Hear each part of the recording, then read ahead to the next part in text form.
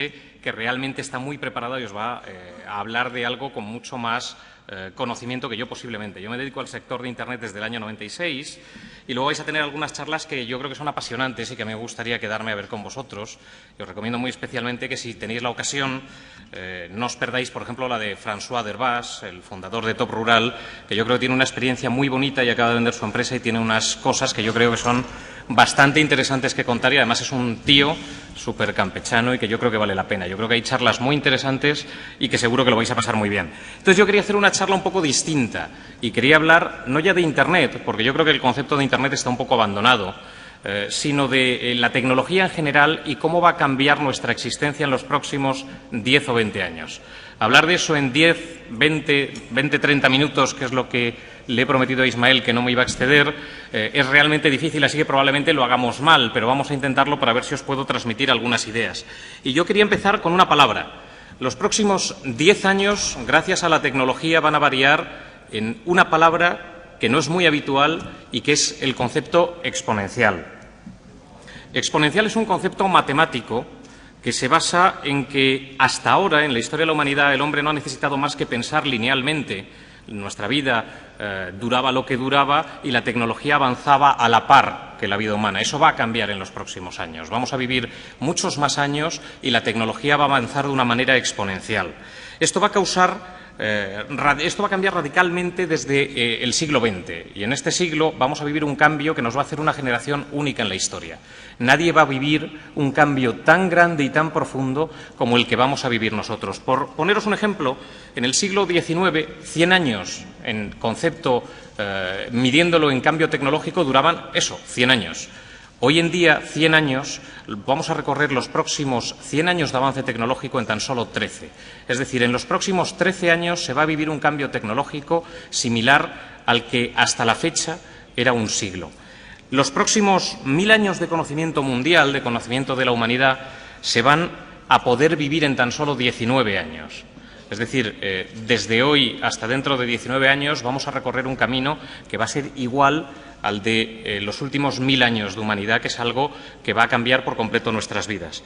Y si hablamos de 10.000 años, el conocimiento mundial de 10.000 años lo vamos a tardar en recorrer tan solo 25 años. Esa es la exponencialidad, eso es lo que vamos a tener que vivir y a lo que nos vamos a tener que adaptar. Siendo los últimos inmigrantes digitales, siendo gente que tiene un pie en la tecnología pero que nació con un pie fuera de ella y siendo muchos de vosotros, que sois profesionales del sector de Internet o personas interesadas en el uso de la tecnología, gente mucho más avanzada que la gente que hay ahí fuera que tiene más de un pie y medio fuera del mundo tecnológico.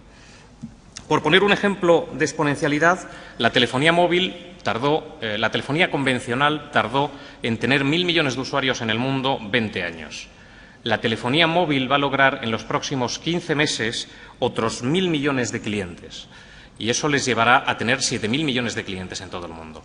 Esas son las magnitudes en las que nos estamos moviendo y cómo va a evolucionar todo. Yo os traigo un gráfico, sé que es un coñazo traeros, tengo 3 o 4 gráficos, intentaré pasar por ellos rápido, pero yo os traigo 3 o 4 gráficos que a estas horas de la mañana yo sé que es un poco putada. Esto es la realidad lineal versus la realidad exponencial. La realidad exponencial, que es la curva que va para arriba, son realmente los problemas con los que nos estamos encontrando y que vemos todos en la sociedad.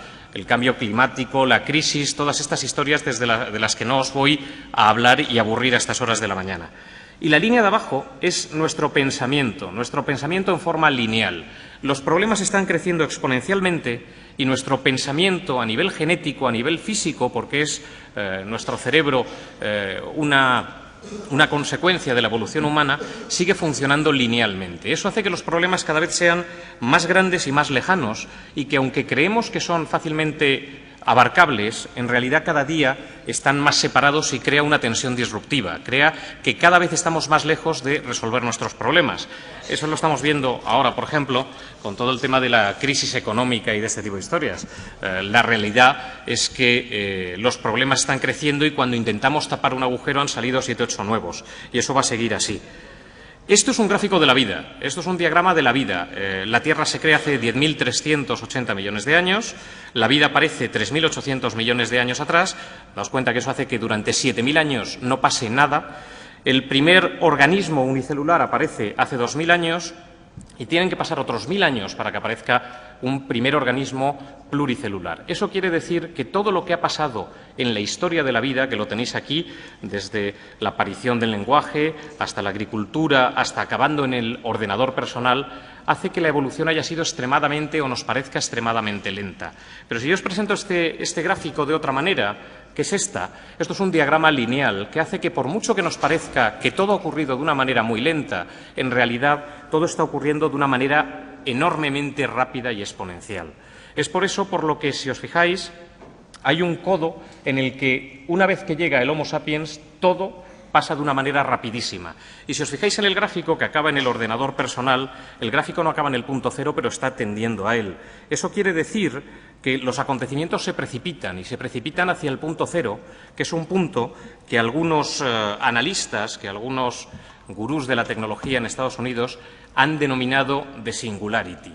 Desde la era de la información estamos llegando a The Singularity, un periodo futuro casi inmediato durante el cual el cambio del ritmo tecnológico será tan rápido y su impacto tan profundo en la vida humana que transformará al ser humano para siempre.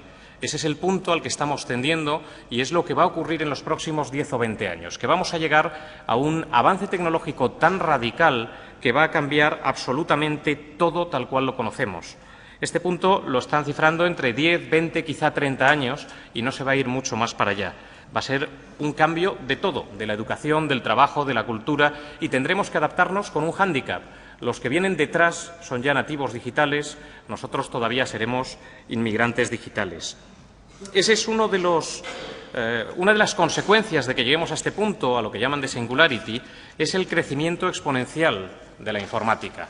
En este gráfico veis cómo han evolucionado los ordenadores desde el año 1900. Por poner un ejemplo, yo creo que muy sencillo. Muchos de vosotros habréis oído hablar de un superordenador de IBM que se llamaba Deep Blue en el año 97, que era el ordenador que retó a Kasparov a jugar al ajedrez y que empató con él varias veces. En el año 97 este era el ordenador más potente, más poderoso del mundo. Hoy en día, con un iPad, que es un aparato de consumo que tenemos cualquiera de nosotros en casa, con determinados programas informáticos podríamos jugarle de tú a tú al que en el año 97 era el ordenador más potente del mundo y un ordenador que tenía un tamaño como de 20 o 30 veces esta habitación. Es decir, todo está creciendo exponencialmente y, por poner otro ejemplo, simplemente el Apolo, cuando fue a la Luna, llevaba un ordenador que pesaba 30 kilos, fabricado en el año 66, y que tenía la enorme capacidad de 30K de memoria. Hoy en día, cualquier calculadora que tengamos por casa probablemente tenga más potencia de cálculo que el ordenador que nos llegó a llevar a la Luna, que es el granito de la tecnología en el siglo pasado. Todo esto se supone o se sostiene digamos, en base a dos leyes. Una ley que habréis oído, la ley de Moore, que dice que Moore era el presidente de Intel, que en el año 65 decía que cada 18 meses, luego cada 24, los procesadores duplicarán su velocidad. Todo esto hay que entenderlo con otra ley, que es la ley de Cooney, un profesor de Stanford, esta es mucho menos conocida, que dice que mientras eso ocurra, si hay demanda de ese tipo de productos, si el consumo aumenta, además duplicarán su capacidad energética. Eso es lo que hace que la computación pueda llegar a nuestras manos y eso va a cambiar radicalmente en unos años la vida en la Tierra. Este gráfico que veis aquí determina qué es lo que tenemos ahora mismo. Estamos en el año 2012, cada uno de nosotros seguro tiene un Mac, un PC, estamos hablando de un cacharro con una capacidad de procesamiento similar al cerebro de un insecto, lo podéis ver allí. Los cálculos de la computación se miden en número de procesos por cada $1000, es decir, se considera que un aparato es un commodity cuando puede costar alrededor de $1000 y eso hace que sea un aparato de gran consumo a nivel mundial. En 2 o 3 años tendremos los primeros ordenadores en el mundo que tendrán la capacidad de proceso igual a la de un cerebro humano. Eso es exponencial. Podremos tener ordenadores que pasan de la capacidad de proceso de un ratón a la capacidad de proceso de un cerebro. Pero lo que es más increíble es que en el año 2020 cualquiera de nosotros podrá tener esos aparatos que se crearán dentro de 2 años en nuestra propia casa. Es decir, cada uno de nosotros podremos tener un aparato similar al propio cerebro humano en nuestro propio domicilio. Eso se radicalizará en el año 2040, porque en el año 2040, por un precio similar a $1000, tenemos un aparato en casa con la capacidad de proceso de todos los cerebros del mundo juntos. Y eso va a cambiar radicalmente la vida tal cual la conocemos. Y hay unas ciencias, que son las denominadas ciencias exponenciales, que son las que precisamente van a provocar este cambio. La biotecnología y la bioinformática, la inteligencia artificial y la robótica, redes y computación, nanotecnología, energía y sistemas medioambientales y la medicina personalizada y la neurociencia. Estas son las denominadas ciencias exponenciales, que son las que van a cambiar el mundo. Y si os fijáis, nadie está hablando aquí de Internet. Tampoco nadie habla de quiénes de vosotros sois televidentes. Se supone que todo el mundo ve la televisión en algún momento del día y se supone que todo el mundo va a tener conexión a Internet, de manera que el concepto internauta va a carecer de sentido. Todos por defecto seremos internautas y todas estas ciencias necesitan de Internet para poder realmente funcionar, expandirse, incluso operar, diría yo. Y eso nos lleva a un escenario en el que somos únicos. Somos, como os decía antes, los últimos inmigrantes digitales. Somos una especie que solo va a existir una vez en la historia. Todas las personas que tenemos hoy entre 20 y 60, 70 años. Hemos vivido con un pie en la tecnología y con un pie fuera de ella. Los que vienen detrás son los nativos digitales. El término de nativo digital nació de la mano de Mark Plensky, un pensador y autor americano, en el año 2001, en su libro Inmigrantes digitales. Para él, son los nacidos después del año 79, teniendo en su hogar, lugar de estudio y ocio, ordenadores y aparatos electrónicos. Yo a esto le pongo una pega. Me parece que Plensky, yo no soy nadie para ponerle pega, joder, faltaría más, pero me parece que era muy optimista. Al menos en España, en el año 79, la implementación de todo este tipo de tecnologías era, yo creo que todavía muy primaria. Podemos llamar nativo digital quizá a los que han nacido a partir del año 90. Yo tengo una hija de 7 años que desde los 4 maneja el iPad igual que lo manejo yo. De vez en cuando me coge y me enseña a bajarme una aplicación nueva o a probar un producto o servicio nuevo. Eso crea unas...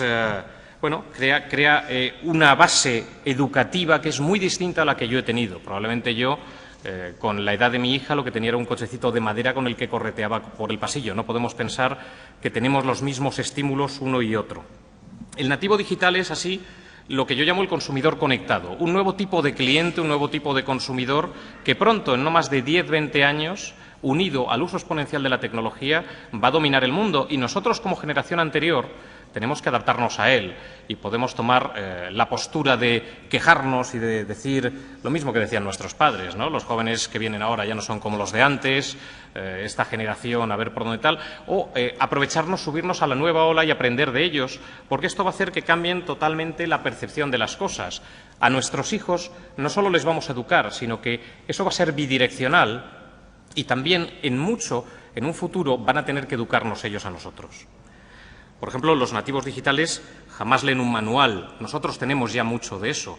Mi padre, cuando compraba un vídeo y le llegaba yo me acuerdo cuando compró un vídeo Sony en la época de la Polka con la batalla Sony VHS, lo primero que hacía era leerse el manual. Hoy en día eso no lo concebimos. Todo es inmediato, estamos en un mundo rápido, queremos que todo funcione y todo es plug and play. Se coge un cacharro, se conecta y se empieza a trastear con él inmediatamente. Nosotros ya tenemos parte de esos nativos digitales que van a ser 100% así. Los nativos digitales aman la velocidad, son multitarea. Muchos de nosotros que usamos la tecnología a diario ya nos creemos multitarea, ellos lo son muchísimo más y adoptan naturalmente la tecnología. Esta es la diferencia de un graduado universitario en España en el año 70 y en el año 2012. Al año 70, un graduado en la universidad llegaba con 5.000 horas de lectura y 5.000 horas de televisión. Hoy en día llega con eso, con mucha más televisión. Entiendo que mucho, además, será tipo Gran Hermano, por lo cual Dios nos salve, pero luego, además, llega con 20.000 horas de Internet y con el uso de ordenadores, MP3, smartphone, iPad y otras muchas tecnologías. Eso provoca un perfil absolutamente distinto al que tenemos nosotros y son estímulos totalmente distintos. Hay un neurocirujano que se llama Bruce Berry, del Baylor College of Medicine, que dice y ha quedado probado, como os enseñaré ahora, que diferentes experiencias llevan a diferentes estructuras neuronales. Eso es lo que está pasando. Los menores de 15, 10, 12 años tienen distintas experiencias, por lo cual incluso físicamente el hombre está cambiando y su cerebro es ya diferente al nuestro. Estas son algunas de las malas noticias para nosotros, también las hay buenas.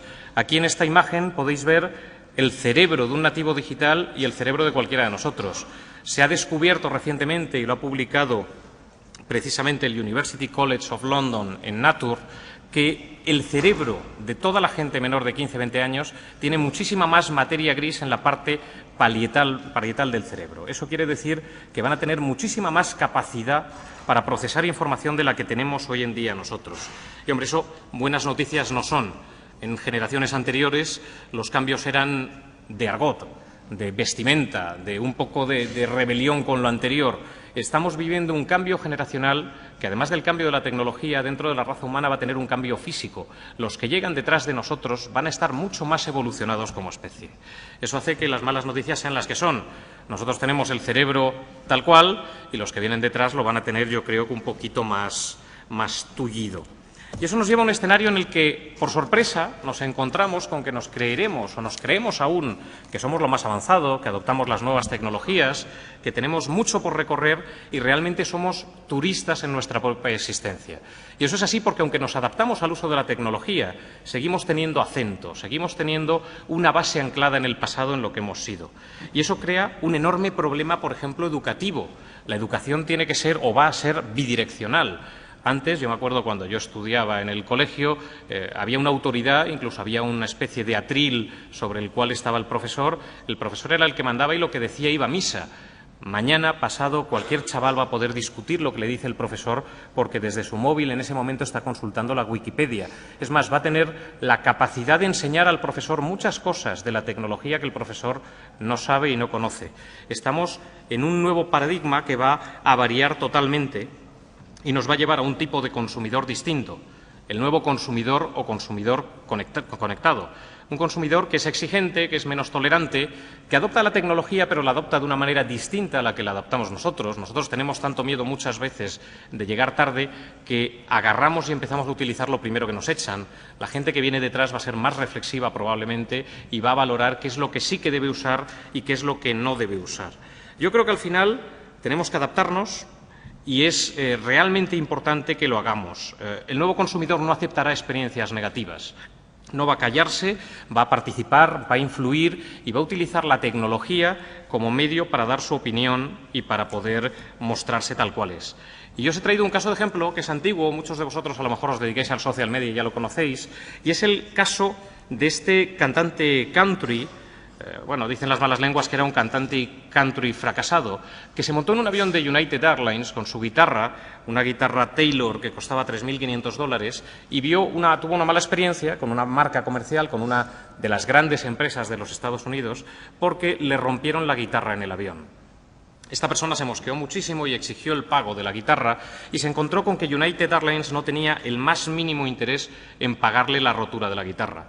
Esto, que hace 20 años hubiera sido anecdótico y de lo que no nos hubiéramos enterado nunca, realmente, gracias a la viralidad de las redes sociales, a la viralidad de Internet y al talento que también tenía esta persona, se convirtió en un enorme problema para la compañía aérea.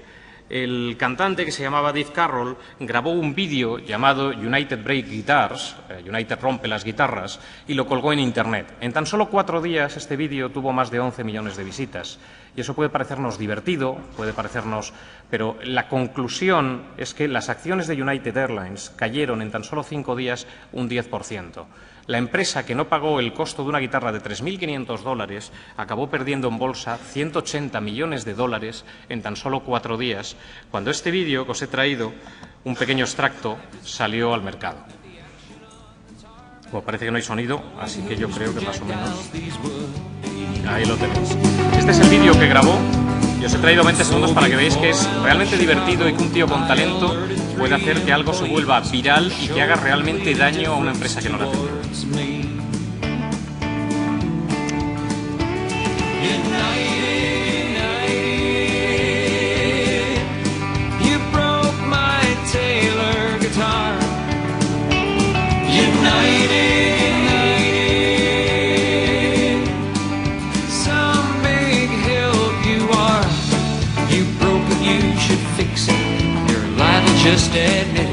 Yo Yo creo que captáis un poco la idea. La idea es que antes los consumidores callábamos, ahora cualquier consumidor te hace un agujero, y en este caso es un agujero de 180 millones a una compañía, de manera que yo creo que al menos es como para tomarlo en serio. Y nos lleva a un escenario en el que todos tenemos que adaptarnos. Y hay dos cosas fundamentales en las que vamos a tener que adaptarnos nosotros. Yo me acuerdo, seguro que vosotros lo recordáis, como en los años 90 en los bancos jubilaban a prácticamente todas sus plantillas, incluso con 40 o 45 años. Eso se debía a que llegaban los ordenadores y aquellas señoronas de 60 años que normalmente trabajaban con una calculadora y a veces ni eso, no podían adoptar la llegada de la tecnología. Corremos el riesgo de que nos pase algo muy similar dentro de unos años, porque viene gente que por atrás va a llegar bastante más preparada y con un uso de la tecnología más natural que el nuestro. De manera que la generación nuestra que está ahí fuera, muchos de los que todavía no se han adaptado al mundo tecnológico, van a pasarlo realmente mal. Todo debe adaptarse al nuevo escenario que va a ocurrir en los próximos años. Y el nuevo escenario no es la crisis, no es la nueva economía, no es Internet, va a ser un cambio mucho más radical que eso. Pero especialmente debe adaptarse, en primer lugar, la educación. Una carrera ya no sirve. Según la UNESCO, en los próximos 30 años va a haber más graduados universitarios que en toda la historia de la humanidad. El tener una carrera que en la generación anterior a la mía era un hecho diferencial. Mi padre a mí me decía desde pequeñito, si no tienes una carrera no podrás ser médico, no podrás ser abogado, no podrás tener un trabajo garantizado para toda la vida. Hoy en día esto ya no garantiza absolutamente nada y va a ir a peor. Lo que garantiza las cosas realmente es un cambio de paradigma, un cambio del uso de la tecnología y el que además no nos limite la educación. Vivimos con la misma educación del siglo XIX y eso es realmente escandaloso. Muchos de nosotros, si no todos, habremos estudiado la tabla periódica, igual incluso alguno ha tenido que estudiar los Reyes Godos. Al final se trataba de memorizar conceptos que no nos llevan a nada, cuando a partir de ahora memorizar no tiene ningún valor. El acceso a la información va a ser un commodity. Cualquiera va a poder acceder a la información, por lo cual el memorizar no tiene ningún sentido. Lo importante va a ser racionalizar y poder acceder y saber cómo acceder a esa información y poder separar el polvo de la paja, que también lo hay en Internet. La universidad no va a ser diferencial, no va a facilitar el trabajo y vamos a encontrar un sistema totalmente distinto. Actualmente el sistema universitario, los colegios no toleran el error, no toleran el fracaso, y eso es realmente muy triste por una razón sobre todo. Hay gente que dice que es que hay que equivocarse, tal, a mí me parece una gilipollez, hay que intentar no equivocarse como todo, pero el equivocarse es lo que facilita que la gente de talento pueda ser creativa. Sin error no hay gente de talento y sin equivocaciones no hay creatividad. Todos seríamos lo que hoy somos muchas veces cuando salimos de la universidad. Personas todas grises, cortadas por el mismo patrón, con el mismo traje gris uno detrás de otro. La educación es lo primero que debe adaptarse porque seguimos en el siglo XIX, educativamente hablando, y en los próximos años, como hemos visto, en tan solo 13 años vamos a recorrer 100 años de tiempo real. Va a ser realmente extraordinario. Y quería contaros una anécdota que una vez escuché a Sir Ken Robinson, que es un escritor inglés que vive en los Estados Unidos, que muchos conoceréis, y contó la historia de Gillian Lynn. Esta era una chica que en los años 30 iba al colegio y sus padres recibieron una carta de su colegio en Inglaterra diciéndole que tenían que acudir inmediatamente al colegio porque la niña daba problemas. La niña no aprendía, molestaba al resto de niños de la clase, la niña era muy inquieta y la niña era problemática y conflictiva. Los padres, muy preocupados, la llevaron a la niña con tan solo 7 años al médico, y el médico se pasó reunido con la madre y con la hija, cada una en una silla, más de media hora. En aquella media hora preguntó a la madre qué veía, qué detectaba ella en la niña, y le estuvo contando la madre tranquilamente mientras la pequeña estaba callada. Al cabo de media hora el médico se levantó, se acercó a la silla de la niña y le dijo: por favor, espera aquí, voy a salir un momento que tengo que hablar con tu madre.